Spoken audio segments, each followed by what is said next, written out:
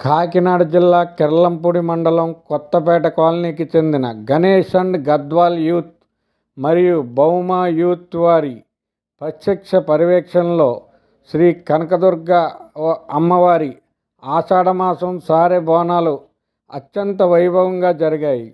వేగి రాజేష్ ఇంటి దగ్గర నుండి బయలుదేరి చింతలతోట దుర్గమ్మ గుడిలో మహిళలు అత్యంత భక్తి శ్రద్ధలతో ఆషాఢమాస బోనాలు సమర్పించారు.